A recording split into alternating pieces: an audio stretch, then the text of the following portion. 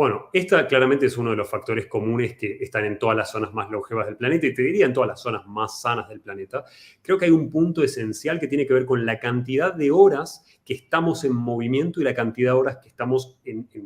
posiciones sedentarias o en trabajos sedentarios y no tanto con el nivel de actividad. El nivel de actividad básicamente plantea 3 o 4 conceptos muy simples. Uno, en todas las zonas longevas encontramos baja intensidad en el ejercicio, pero muchas horas de esfuerzo. Eso implica por ahí caminar muchos kilómetros, implica hacer mucha actividad de baja intensidad diaria, que puede ser el trabajo porque trabajo en el campo, la razón que fuere, pero me mantengo activo a lo largo del día. Ese es el primer concepto básico que todos podemos aplicar, que todos terminamos de ver este video y decimos quiero vivir más. Bueno, este es súper básico, todos lo podemos llevar a cabo y encima va a mejorar nuestro porcentaje de grasa corporal. El segundo concepto tiene que ver con pequeños momentos de actividades de alta intensidad. Esto puede aplicarse en términos, si querés asociarlo con el ejercicio de intervalos, estos 30 segundos o un minuto de máxima intensidad y luego descanso y periodos de intervalos de ese estilo. Pero básicamente el concepto es mucha intensidad, corto periodo de tiempo. Esto afecta nuestra expectativa de vida probablemente porque mejora nuestra densidad mitocondrial. Esto significa más mitocondrias, más fábricas de energía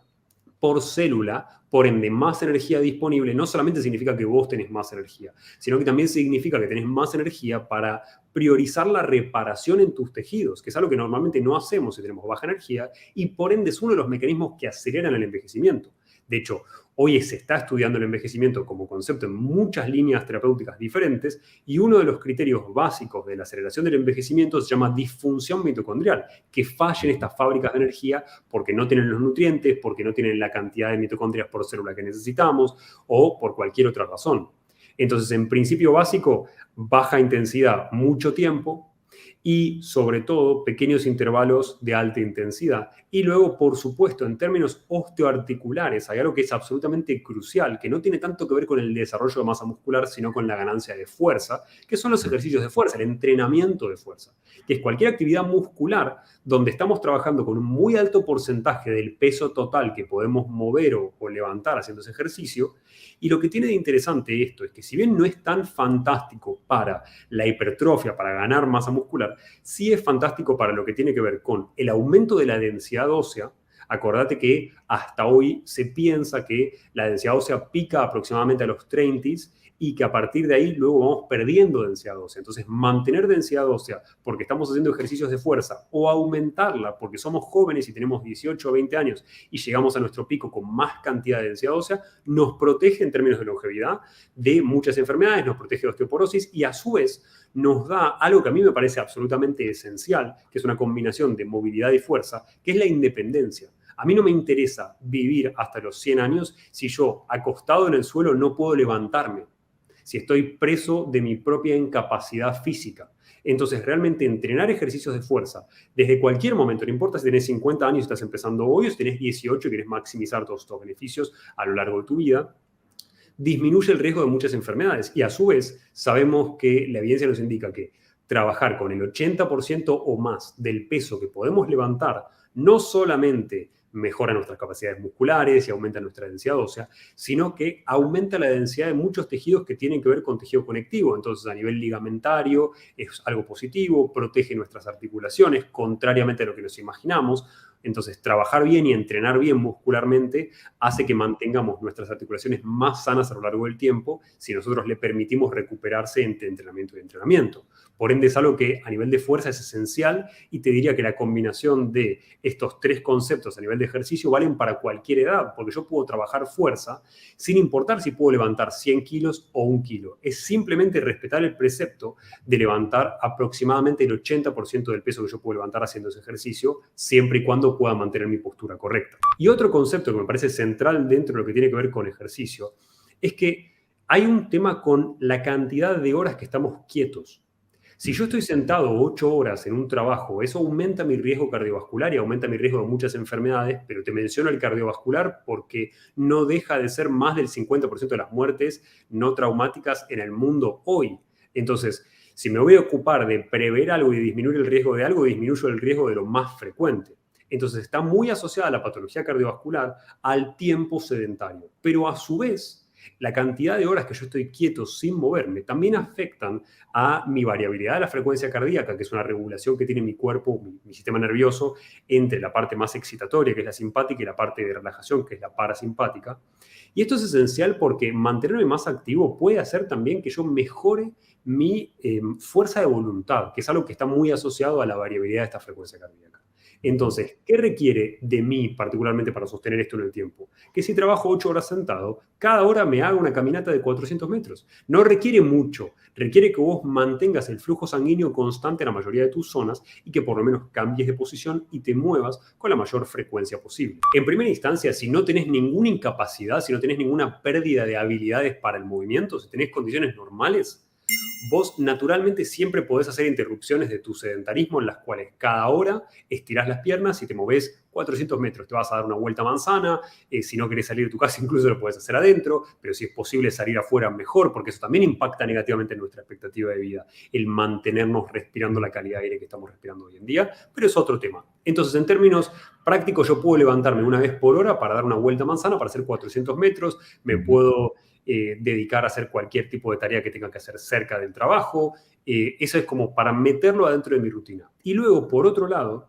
lo que puedo hacer es empezar a reemplazar actividades que normalmente hacía sedentario por actividades que hago en marcha. La manera más fácil de reemplazar esto es, si me voy a sentar a tomar un café con alguien, me tomo el café caminando con esa misma persona, tengo la misma charla, me río igual, la paso igual de bien, cumplí mis requerimientos sociales, pero también cumplí mis requerimientos físicos, me mantuve en actividad. Entonces eso logra darme mayor cantidad de distancia recorrida, pero a nivel de salud a largo plazo, no solamente de pérdida de grasa, también tiene un impacto muy positivo y es algo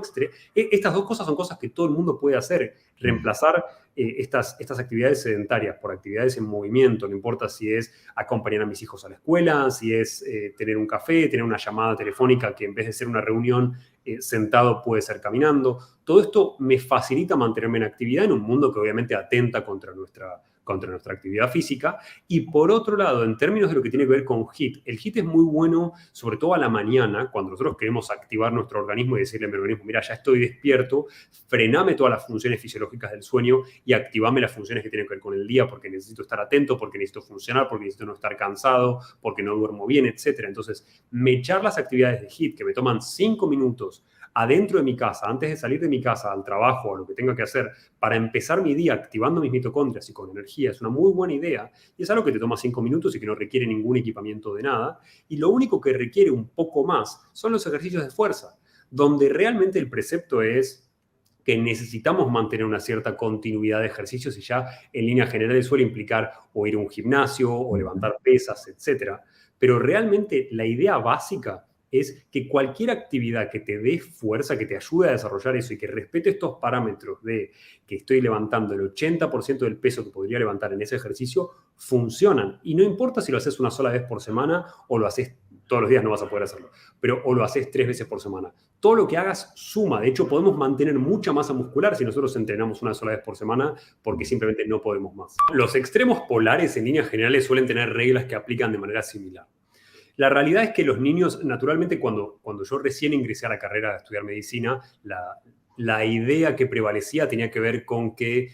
si uno hacía mucho ejercicio de fuerza para el desarrollo muscular, podía acelerar el cierre de los cartílagos de crecimiento y perder altura o perder desarrollo óseo. Esa es la premisa que había surgido históricamente como parámetro para decirle a un niño, no, bueno, vos no podés entrenar este tipo de ejercicios. La realidad es que la evidencia no está demostrando esto, sino todo lo contrario, da como recomendación un inicio de ejercicio mucho más temprano del que dábamos originalmente, que solía ser 16 años. Entonces, como pauta básica, lo que hay que entender es que no se empieza por una cantidad extrema y no se empieza por priorizar el desarrollo muscular, sino que se empieza por mantener la alineación correcta, por hacer correctamente el movimiento del ejercicio, por recuperar o generar la movilidad necesaria, que muchos hoy perdimos incluso si tenemos 14 o 15 años, y a partir de ahí se empieza a trabajar en la ganancia de fuerza porque sirve igual